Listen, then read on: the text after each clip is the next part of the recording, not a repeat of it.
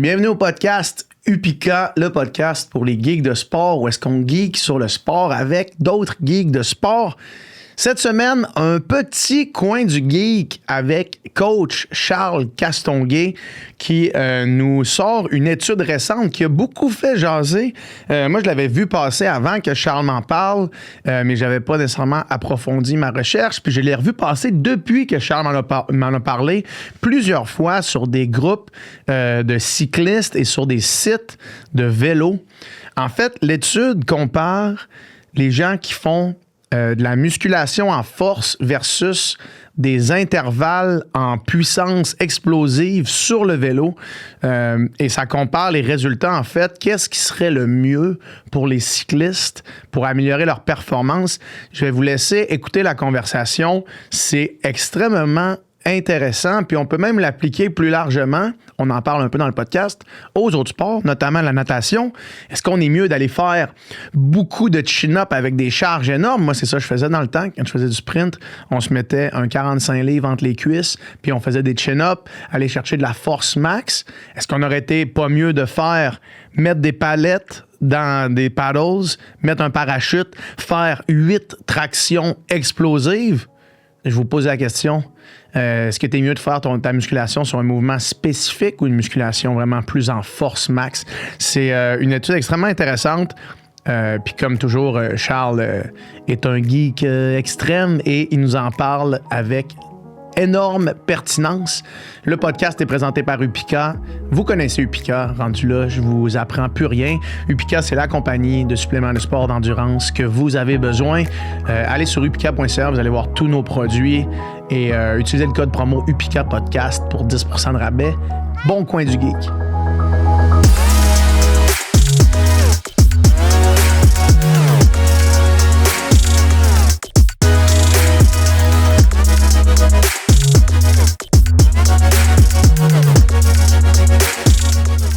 Bienvenue au Coin du Geek. On est back. Salut, man.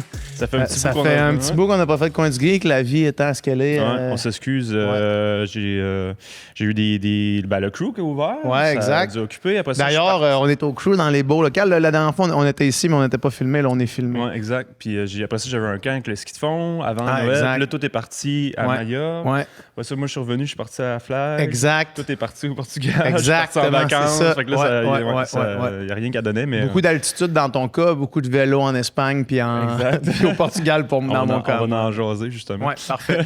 Fait qu'un Coin du Geek, tu m'as zéro briefé. Non. Sur ce qu'on faisait. Fait que, moi, ça va être un beau short and sweet qui était supposé être le format de base, mais comme je suis très mauvais à pas faire des longs discours. Puis moi, je suis très mauvais aussi à pas t'interrompre tout le temps pour poser une question, pour aller plus loin dans l'affaire que tu es en train de dire. On va essayer. D'après moi, ça devrait être pas si pire aujourd'hui. Parfait. On devrait être correct. Fait qu'aujourd'hui, je te parle d'une étude de 2025 qui est sortie il y a quelques semaines à peine. Ouais. Vraiment intéressant. C'est un collègue qui me l'a partagé. Puis je l'ai lu de façon quand même assez exhaustive. Puis je trouvais ça vraiment intéressant d'en parler parce que toi, ça te concerne directement. On t'a déjà fait faire une évaluation fonctionnelle. Puis on avait trouvé justement les petits déséquilibres que tu avais au niveau musculaire. Tu étais très champ antérieur. Tu n'utilisais pas assez tes ischios, etc. Et là, cette étude-là, c'est Pallarès et collaborateurs 2025. Qui visait à évaluer si un entraînement en résistance, donc de la muscu, directement sur le vélo, un entraînement en résistance directement sur le vélo pouvait remplacer un entraînement en résistance hors vélo, c'est-à-dire la musculation traditionnelle. Tantôt, juste avant le podcast, tu m'as dit ça te concerne précisément. Ça me concerne exactement. Puis je sais pas si tu te rappelles, mais sûrement que tu t'en rappelles, parce que je t'avais dit que je pensais qu'il y avait un effet qui venait pallier un petit peu au manque de musculation de par le torque puis le power en vélo. Fait que, exactement. J'ai hâte de voir si j'étais vraiment dans le champ ou si ça se pouvait que ce soit vraiment ça. En fait, c'est ça. On va parler des résultats parce que moi aussi, ça m'intéressait vraiment de voir justement les résultats. Ouais. Et là, on parlait justement ces deux séances-là. Donc, une séance spécifique muscu, on va dire, sur vélo et muscu hors vélo, donc en salle de musculation. Est-ce que ça pouvait améliorer la force, la structure musculo-tendineuse? Là, on parlait du quadriceps et du tendon fémoro-patellaire parce que c'est directement les muscles qui sont les plus sollicités sûrement en vélo et le tendon qui est le plus sollicité et souvent irrité aussi chez les cyclistes. Et la performance au pédalage, donc ton économie, mais aussi la puissance aérobie maximale et le VO2 max chez des cyclistes qui étaient entraînés déjà. Fait que là, on parle de cyclistes qui avaient, il y a 3 groupes et il y avait en moyenne 62 de VO2 max, tout le monde. Ce qui est bon. C'est quand même bon, c'est pas des débutants en tant que tels. Donc, la méthodologie, c'est qu'on a pris 37 cyclistes qui ont été répartis sur 3 groupes pendant 10 semaines. Donc, le premier, c'était un groupe hors vélo, donc l'entraînement en résistance avec des squats lourds. Ça, c'est un petit peu peut-être une faille dans l'étude, c'est-à-dire que la séance de musculation, c'était seulement des squats. Mais bref, on en discutera pour évaluer ça. Le groupe sur vélo, donc un groupe sur vélo, les efforts, c'était des efforts intenses de sprint en pédalant à pleine puissance sur une pente. Ensuite, on avait le 3e groupe qui était le groupe témoin, donc il n'y avait pas d'entraînement en résistance supplémentaire sur le vélo et pas d'entraînement en musculation, on faisait juste maintenir leur régime. Et là, on parlait, là, je peux te donner un petit peu les chiffres par rapport à ça de l'entraînement hebdomadaire. Donc, il y avait un training volume total en heures, on va dire, d'environ 11 heures par groupe. Tout le monde était à peu près à 11 heures. Il y avait... là-dessus, là, un 7 heures au moins, 7 à 8 heures d'entraînement léger. Eux, ils divisaient en 3 zones, donc on va dire la zone 1. En zone 2, il y avait en moyenne 2,5 et en zone 3, là, à peine une trentaine de minutes, là, on va dire, là, à peu près. Donc, ça ressemblait à ça pour tous les groupes. Puis là, on ajoutait à ça les séances. On ajoutait les séances? Oui, exactement. Fait que le groupe 3, qui était le groupe témoin, lui, on ajoutait rien. Exactement. On n'ajoutait rien dans la structure. Et là, dans le fond, qu'est-ce qu'on mesurait? Je peux te parler un petit peu de ça. Ben, justement, on mesurait la puissance aérobie maximale qu'on faisait sur un test incrémental. Ensuite, on mesurait la force musculaire. Assez intéressant comment ils l'ont fait. Moi, c'est quelque chose qui me parle. Ils ont mesuré, dans le fond, la vitesse de déplacement des charges avec un transpondeur linéaire. Transpondeur ou transducteur, je mets tout le temps les deux, mais on s'en fout un peu. C'est pas grave, excusez-moi. Et dans le fond, c'est qu'on attache une petite corde sur la barre avec une petite machine qui mesure la vitesse de déplacement. Et là, qu'est-ce qu'on faisait? C'est qu'on mettait de la charge progressive sur la barre, puis on voulait atteindre environ 1,6 mètres par seconde de déplacement. Et c'est vraiment à ce point-là qu'on allait mesurer leur capacité ils appellent ça la force dynamique en anglais dans l'étude. Mais en fait, c'est un type de force-vitesse qu'on appelle. Donc, c'est pas juste de déplacer une charge très lourde de façon très lente, parce que sur le vélo, dans la course, c'est pas ça qu'on fait là, en général. Fait que dans le fond, on visait une charge qu'on était capable de déplacer à peu près à 0,6, puis après ça, on monitorait ça, si ça améliorait ou ça améliorait pas chez les deux groupes. Ça, en tant que tel, je pense que ça pourrait être un autre coin du geek, cette méthodologie-là, parce que je pense même en natation. Tu sais, en natation, c'est pas juste la vitesse à laquelle tu es capable de passer de là à là. C'est pas non plus la force max que tu es capable de prendre de là à là. C'est combien rapidement tu es capable de prendre une force X, qui est la force d'appui que ta main a sur l'eau, de l'amener de là à là, mais c'est une force fixe et précise. Oui, exactement. Fait que d'être capable d'améliorer cette vitesse-là, qui est la vitesse, je sais pas comment tu pourrais appeler ça. C'est de la force-vitesse, on va dire, parce que dans le fond, si tu regardes une espèce de courbe de puissance, ça fait comme une espèce de cadran de vitesse de char. Ben, si tu prends la partie la plus à gauche, c'est ta force maximale avec 0 vitesse. Si tu prends la partie la plus à droite, c'est ta vitesse maximale avec 0 force. Charge, Et là, on parle souvent de body weight ou même de survitesse. Il y a des sprinteurs qui vont s'attacher avec des élastiques, des trucs comme ça. Dans le milieu, complètement, c'est ta puissance max, théoriquement. Puis ta force-vitesse, là, c'est pas mal sur la tangente à gauche vers la force max, mais pas au centre. Fait que c'est comme un peu entre les deux. Puis il y a beaucoup de sports qui se situent là ou un petit peu de l'autre côté. Fait que on essaie de mesurer ça, mais c'est sûr que si tu veux mesurer un indice de force, t'es mieux de te situer à gauche un petit peu. Puis si tu veux mesurer un indice de vitesse, t'es mieux de te situer un petit peu plus à droite. On reviendra sur ça dans j'ai un collègue autre coin du geek, extraordinaire qui pourrait faire une bonne heure là-dessus. Là, on ira dans son bureau. Ça va être assez poussé, je te dirais. Ensuite, on mesurait la mesure musculo-tendineuse avec pas des rayons X, je l'ai dit tantôt, puis là, je l'ai oublié, avec des ultrasons, en fait, pour mesurer la densité musculaire et justement la densité du tendon. Fémoro-patellaire, comme on disait. Et c'est pas mal ça, dans le fond, les résultats qui étaient intéressants, je te dirais. Et toi, qu'est-ce que tu penses qui est arrivé dans les groupes? Donne-moi ton... Moi, parce que j'aime pas particulièrement faire de la musculation. Ça j'avais compris. J'aimerais que le vélo soit égal ou supérieur à la musculation, mais j'ai pas l'impression que c'est ça qui va jaillir de l'étude. Ceci étant dit, je suis prêt à être surpris quand même. Chose certaine, le groupe témoin, j'imagine que va pas avoir des avancées très poussées. Là. Le groupe témoin, en effet, ça a pas été ça, c'est la certitude que j'ai. eux. Mais OK, fait que vas-y, parle-moi de ça. Peut-être, moi, j'ai l'impression que au niveau des ultrasons, au niveau tendineux, j'ai l'impression que le groupe sur vélo va avoir eu des meilleures adaptations. Ouais. J'ai l'impression que sur la force, le groupe musculation va avoir eu des meilleures adaptations. Ben, t'es pas loin de la vérité. Dans le fond, je vais vous expliquer un petit peu le protocole. C'est qu'on faisait pour les deux groupes qui avaient des protocoles différents. Donc, celui en muscu, il faisait du squat. Donc, il faisait deux séances par semaine de 5 séries de squat à 7 répétitions où on visait à peu près justement le 0.6 mètres par seconde, un petit peu en haut, un petit peu en bas selon les séances.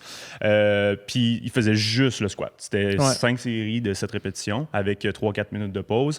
Le groupe de vélo, il faisait la même chose, entre guillemets, c'est-à-dire que dans une pente de 6%, on leur demandait de faire 7 strokes, donc 7 cycles à intention maximale. Et je crois que c'était départ arrêté, donc probablement qu'il y a quelqu'un qui tenait en arrière. Et on faisait la même quantité, donc 5 séries de 7 strokes avec 3-4 minutes de pause. Et c'était ça leur séance de muscu. Je pense que ça tournait autour de probablement du 40-50 RPM parce que... maximum, surtout si t'es arrêté. Oui, puis dans une bonne pente, etc. Là. Donc, c'était ça, les interventions en tant que telles. Et au niveau des résultats, on va parler de la puissance aérobie maximale, donc pas mal la puissance AVO2 max. Les deux groupes d'entraînement, quand je parle des deux groupes d'entraînement, c'est muscu et vélo, en résistance, ont montré des améliorations significatives. Et là, on parle de l'F-exercise. Ils utilisent beaucoup l'F-exercise dans l'étude. Je vous mentionne rapidement c'est quoi l'F-exercise. C'est une mesure statistique qui est utilisée pour quantifier l'ampleur d'une amélioration ou d'un phénomène dans l'étude, justement. Et dans cette recherche-là, ça nous permet d'évaluer l'importance des changements observés entre les groupes après l'entraînement. Et je vous donne un petit peu des chiffres. Donc, un effet exercice de 0.2 et moins, c'est un effet faible. On peut dire qu'il est quand même significatif, mais c'est douteux quand même comme effet. De 0.2 à 0.5, c'est un effet qui est modéré. De 0.5 à 0.8, c'est un effet qui est important, donc qui est très significatif. Et 0.8, c'est un effet majeur, très significatif, qui aura un immense impact sur la performance. Fait qu'on a le threshold du 0.2, du 0.5 et du 0.8 à souligner ici. Donc, l'effet de la puissance aérobie maximale chez les groupes qui ont fait la résistance en muscu et en pente chez les cyclistes, c'est environ 0.4. Donc, c'est quand même un effet considérable. C'est ça, c'est modéré, mais un effet modéré dans une étude comme ça, c'est quand même important. Au niveau de la force musculaire, donc celle qu'on a mesurée justement avec le test. À 1.6. À 0.6, justement. L'entraînement hors vélo a augmenté justement la force dynamique globale de 0.15. Donc, c'est pas si significatif que ça. Il y a une amélioration, mais on pourrait dire que c'est pas négligeable. Il y en a une, mais c'est un peu sous le seuil de modéré ou d'une bonne amélioration. Et l'entraînement sur vélo a particulièrement amélioré la force spécifique de 0.7. Tabarnak! Tabarnak, OK. Fait que d'aller... OK, mais excuse-moi, continue, puis on va parler des résultats après. Parce qu'il mesurait aussi des paramètres de puissance maximale sur vélo. Puis là, il n'y a pas de puissance aérobie maximale, mais de puissance maximale brute. Fait que là, il faisait comme une espèce de combiné force du squat plus la puissance maximale sur le vélo. Puis dans le groupe de vélo, justement, il a amélioré la force spécifique de 0.7. C'est quand même assez intéressant. Donc, c'est important. Ce qui est débile, c'est la différence entre les deux groupes. Quand tu compares, comme je le disais, là, les mesures de force vélo. Je comprends. Donc, le groupe de vélo a quand même amélioré significativement plus, on va dire. Structure musculaire et tendineuse. Donc, la structure musculo-tendineuse, le groupe hors vélo, donc qui a fait de la musculation en salle, a une augmentation significative de la taille du quadriceps. On parle de 0,22, donc c'est un effet modéré, mais qui est quand même intéressant. Et le groupe qui a fait le vélo en tant que tel, les séances sur vélo, on parle d'un 0,15, mais par contre, au niveau du quadriceps, donc ils ont une moins grande amélioration du volume du quadriceps, mais au niveau du tendon rotulien, c'est un peu plus supérieur, donc on parle de 0,35, donc l'épaisseur du tendon rotulien qui vient s'épaissir un petit peu. Est-ce que c'est une bonne chose ou une mauvaise chose?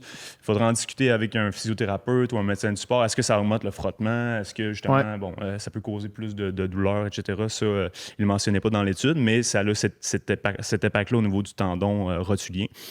Et le misérable groupe témoin, malheureusement, contrairement aux autres groupes, a subi une réduction de la force. Et là, on parle de la force de squat et la force de puissance maximale de pédalage.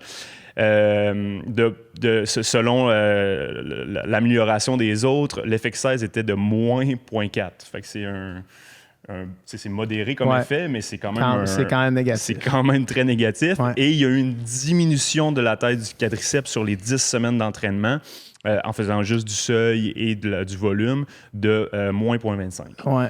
Donc, tu vois comme l'effet est assez significatif. En conclusion, les auteurs, ils arrivent à quoi comme conclusion? C'est que l'entraînement à résistance sur vélo permet d'obtenir des résultats similaires à l'entraînement hors vélo et en termes de puissance, de force et d'adaptation musculaire, puis il constitue une alternative efficace et même plus spécifique au cyclisme, évitant aux cyclistes d'ajouter des séances de musculation hors vélo tout en bénéficiant des mêmes gains en performance et en structure musculaire. C'est quand même intéressant comme conclusion. C'est massif comme conclusion. Mais il faut que tu le fasses. Ouais, il faut que tu fasses ce genre de séance. Exact, c'est ça l'affaire. Il faut que tu fasses du gros torque. Tu peux pas juste faire du over-under ou la zone 2. Exact. C'est ça. C'est extrêmement intéressant. Puis moi, encore une fois, tu me connais assez pour savoir que je vais ramener ça à ma carrière de natation.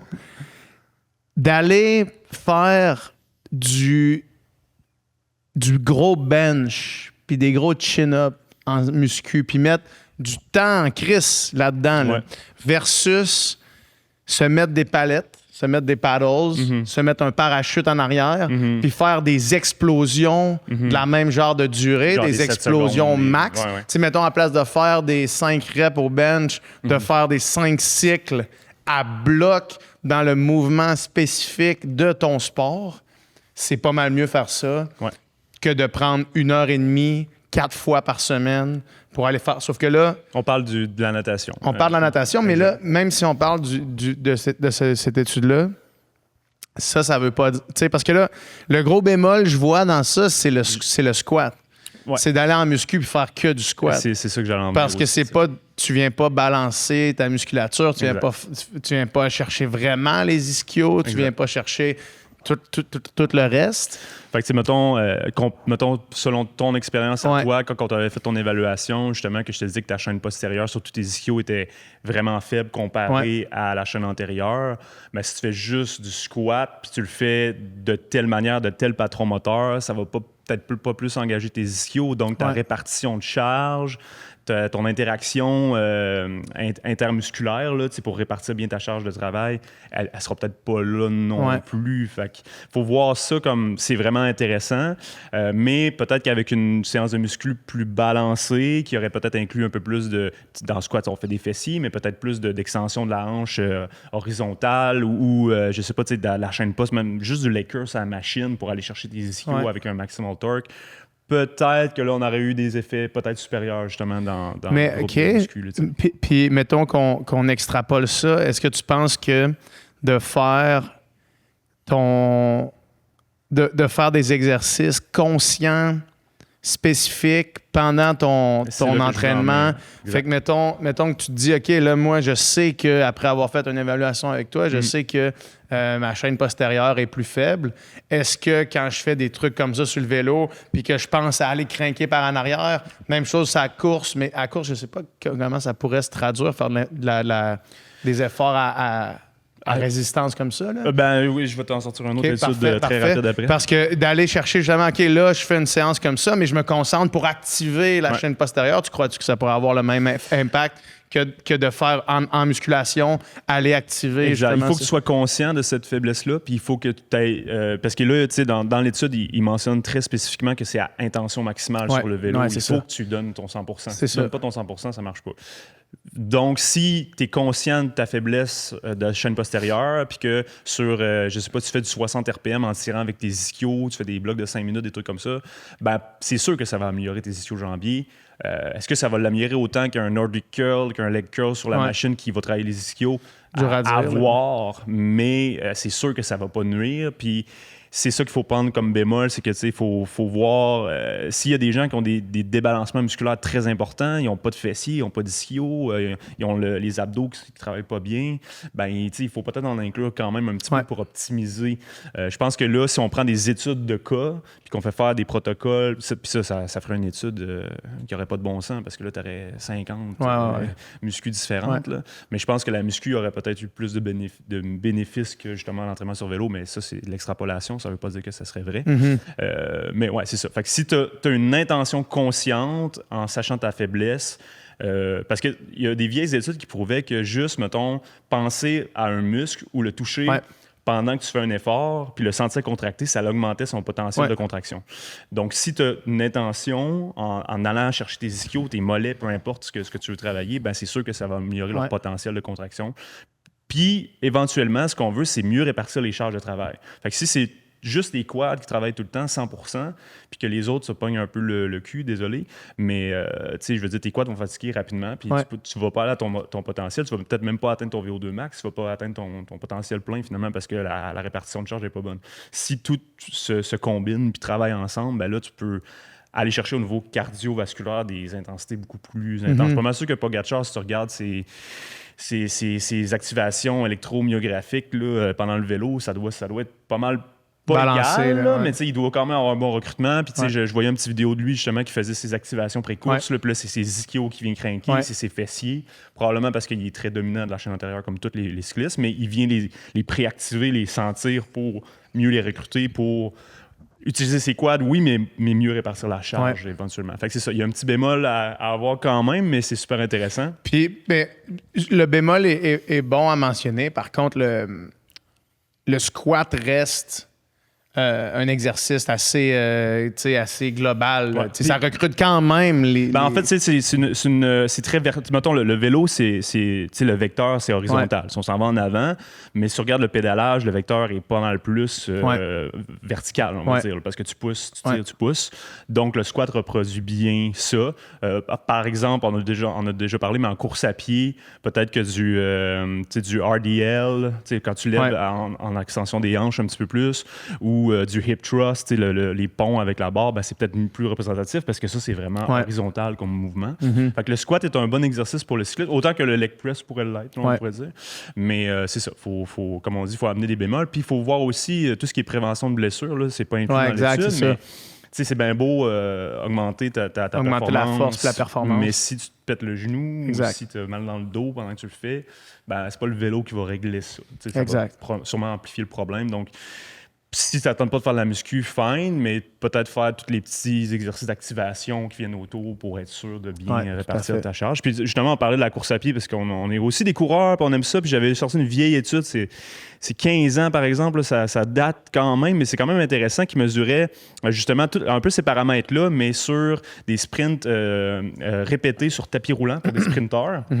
Puis il y avait un groupe qui faisait juste les sprints.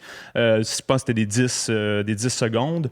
Après ça, plusieurs répétitions. On avait un groupe qui faisait de la musculation. donc qui ne faisaient pas les sprints, qui faisaient de la musculation. Puis on avait un groupe qui faisait les deux. Et on observait que chez les sprinteurs, sur un sprint de 30 mètres, c'était le groupe qui faisait les deux qui avait le plus d'amélioration des résultats. Fait que tu vois, en course à pied, c'est pas exactement la même structure d'études, mais c'est un petit peu différent quand même. Fait qu'on voit que c'est spécifique au vélo. Puis ce que tu disais avec les pads puis le parachute, c'est vraiment bon pour la natation. Est-ce que ça va faire que ton débalancement musculaire de tes muscles de la scapula vont se régler? Non. Je suis pas sûr si tu es déjà faible de là. Ouais. Mais en ajoutant justement ces structures-là, si mettons, toi, c'est la piscine, ton thing, puis tu veux jamais passer de temps. Non, mais là, je te parlais de mon exemple. Non, mais je parle en général, c'est ça. Ouais. Mettons, si toi, c'est le vélo, puis ça te tente pas d'aller en muscu, ben sache que ça peut fonctionner en intégrant ce genre de séance-là. Ce genre de séance, c'est ça le mot. Mais il faut quand même penser à tout ce qui est ton gainage, tes abdos, tout ce qui est prévention de blessures, activation des muscles stabilisateurs de tes épaules, de tes hanches. Ouais. Je pense que ça, c'est vraiment crucial pour la prévention de blessures aussi. Puis aussi pour optimiser ton mouvement puis ta performance, finalement.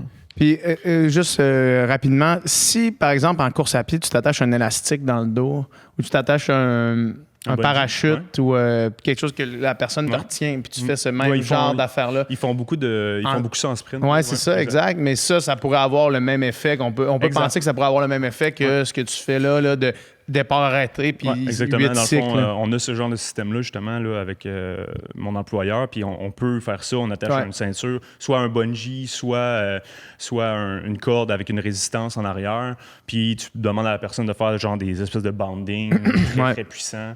Tu peux même le faire avec une sled là, que tu pousses, des trucs comme ça. C'est sûr que ça nuit pas. Mais encore une fois, c'est de le faire en conscience. Si tu pushes une sled ou une sled sur un tapis, comme on a ici, un tapis vert qui glisse, ben quand tu finis ton extension, on va chercher tes fessiers, on va chercher ton mollet. Tu fais pas juste pousser. Que tu sois intentionnel dans ton mouvement. Exact. C'est toujours l'intention qui est la plus importante. L'intention d'être maximale, d'être à bloc, mais l'intention de qu'est-ce qu'il faut que j'aille recruter, qu'est-ce qu'il faut qu'il soit stable dans le mouvement. Puis ça, ben, ça va améliorer toute la fonction, c'est sûr et certain. Très cool, man. Très cool, Coin du Geek. Je suis content du résultat. On a bien fait ça. Yes! C'était cool, mais c'était quand même une étude synthétisée là, déjà. Là. Yes. Cool, merci, man. Salut.